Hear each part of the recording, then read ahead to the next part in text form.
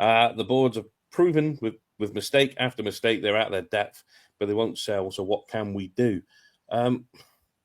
Like Connor said, there's going to be protests. How that happens and how that manifests itself is probably going to happen from the Union Bears, I'd imagine. I'm up to my knees in fucking cow park.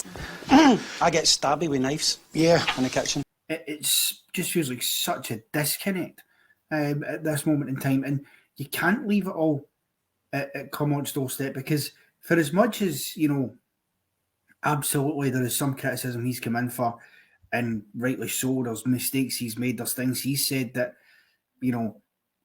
don't always send out very clear messages. At the end, they have four shots on target and we have 4 shots on target.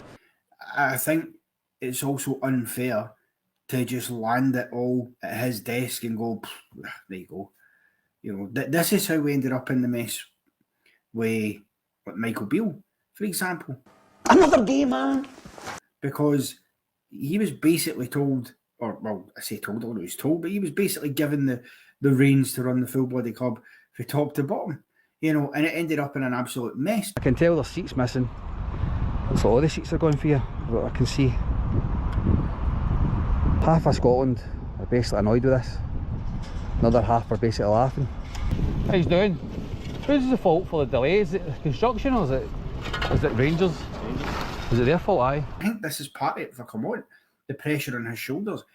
His primary focus should be solely on what's happening in the football pitch. It should be on making sure we get results, putting out the best squad he possibly can do. Obviously, we've had the transfer window that maybe hasn't gone quite to plan as well. Ooh, can I keep the change? Hell no, fool. That's a $10 food stamp. Better bring back my change. There's a theory. I think, from my own personal opinion, this is not saying it's right or wrong, I think he was flogged, as I say, a dead horse in October. What? To flog a horse that if not dead. Clip clog, don't you stop. Keep flogging that dead horse. Clip clog, don't you stop. Wait until it's naked, then we'll have it shot. Clement keeps putting his foot in it when he said more in than out, and that never happened. He should keep his mouth shut. He's not as savvy as he should be when he speaks. A lot comes out of his mouth that we don't necessarily need to hear. Things look bad and your back's against the wall. This is the best Cyril that I've seen. And that is particularly one of them. That was something else that didn't go right. Some of the signs from him, though, are worrying. But point. Another day, man. We keep getting told it's a rebuild. They look across the city and they saw what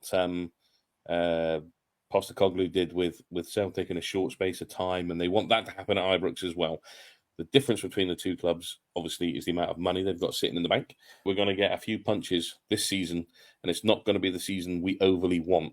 We're no stupid. We knew it was going to be a rebuild. I just don't like the way it's been handled. It's been very, very public. Brendan Rodgers, in the last week of the window, must have been asked 3 or 4 times daily, how many are you bringing in? How many are you bringing in? And he kept saying, do you want to know? Yes, I'm not telling you. And he kept, he was playing it like that, and he wouldn't give his cards away. I think Clement kind of got a wee bit giddy after the 6-0 win, and maybe says too much sometimes. We were sort of hard on Michael Beale for saying far too much. I think Clement does the same. I don't think he's quite as savvy as his counterpart in the East End. We do the works, which started months ago.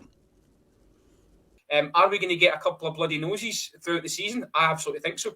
I sat down to an Old Firm game at the weekend there with absolutely no expectation. It's going to be a long season.